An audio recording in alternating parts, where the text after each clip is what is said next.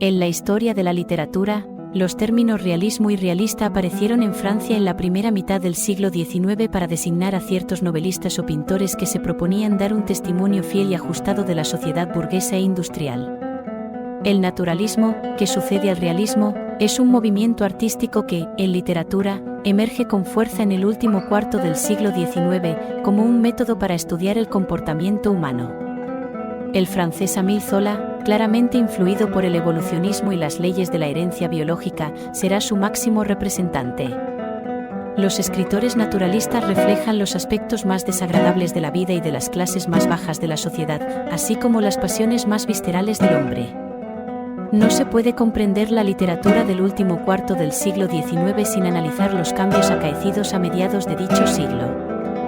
En lo social, la burguesía consolida su puesto como clase dominante. Sigue los dictados del liberalismo moderado en lo político y su pensamiento está dominado por el positivismo filosófico. Frente a esta se sitúan las crecientes masas obreras que luchan por mejorar sus durísimas condiciones de vida en la sociedad industrializada. Sigue doctrinas revolucionarias como el anarquismo o el socialismo y el comunismo y cuyo desarrollo teórico aparece en 1848 con el Manifiesto Comunista y su referencia a la lucha de clases. Entre las nuevas aportaciones de la filosofía y la ciencia en la época, algo que influirá mucho en las producciones literarias, aparece en Curso de Filosofía Positiva de Comte, Nuevo Método Experimental de Claude Bernard, la teoría de la evolución de las especies de Charles Darwin y las teorías sobre la herencia biológica de Mendel. La literatura se hará eco de todas estas circunstancias sociales, políticas, filosóficas o científicas mencionadas. De ahí que se desarrollen una serie de rasgos generales que la identifican.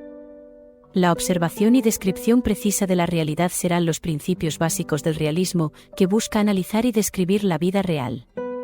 Otra característica es el compromiso y la crítica ante la situación social de los más desfavorecidos. En cuanto al estilo, los escritores realistas prefieren la claridad y la exactitud, tal y como corresponde a una literatura que trata de ser objetiva y fiel al espíritu científico.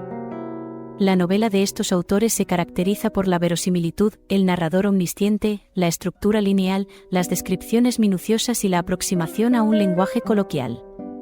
Los principales representantes de esta literatura en España se posicionan en dos vertientes a partir de un enfrentamiento ideológico que determina su defensa o crítica a lo que se llamó la novela de tesis. En estas novelas se oponen la visión conservadora de algunos escritores con la de otros más liberales. Dentro de los primeros encontramos a Pedro Antonio de Alarcón, El sombrero de tres picos, o José María de Pereda, Peñas arriba. Con un corte más liberal están Benito Pérez Galdós, el autor más prolífico y significativo del movimiento realista. Su producción se divide en tres etapas: novelas realistas de tesis, Doña Perfecta, novelas españolas contemporáneas, de carácter naturalista, Fortunata y Jacinta, las novelas espiritualistas o simbólicas, Misericordia, y por último los episodios nacionales. Leopoldo Alas, Clarín, fue un excelente periodista, crítico literario y cuentista, pero por lo que más se le recuerda es por su novela La Regenta. Vicente Blasco Ibáñez perteneció también a las tendencias más liberales de los escritores realista-naturalistas. Sus novelas suelen estar ambientadas en Valencia, Cañas y Barro. Emilia Pardo Bazán, que será la introductora del naturalismo en España, se aleja ideológicamente de los liberales. Sus dos obras más recordadas son Los Pazos de Ulloa y su continuación, La Madre Naturaleza. El escritor Juan Valera, Pepita Jiménez, es de los pocos que se mantienen al margen de esta novela de tesis. En lo que respecta a la poesía, durante la segunda mitad del siglo XIX se distinguen tres tendencias importantes: la poesía realista antirretórica, la poesía realista grandilocuente y la poesía intimista posromántica.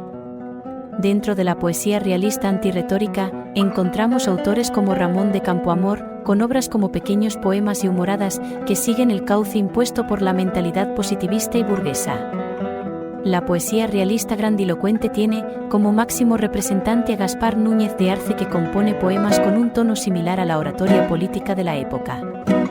En cuanto a la poesía posromántica, destaca por autores tan importantes como Rosalía de Castro, con una poesía intimista y personal, muestra en su obra en castellano En las orillas del Sar y Gustavo Adolfo Bécquer, quien en sus rimas trasciende el mundo de sus propias emociones para reflejar sentimientos universales. El teatro se renueva a mediados de siglo para adecuarse a las exigencias de la sociedad burguesa. Triunfa, por un lado, la alta comedia con autores como Adelardo López de Ayala y Tamayo y Baus. Por otro, aparece un teatro neorromántico que tiene como figura principal a José Echegaray, primer español en ganar el Premio Nobel de Literatura, 1904, máximo exponente del teatro de la Restauración. En la última década de la centuria, el tema social aparece en la escena española con algunos dramas de Galdós y obras como Juan José de Joaquín Dicenta.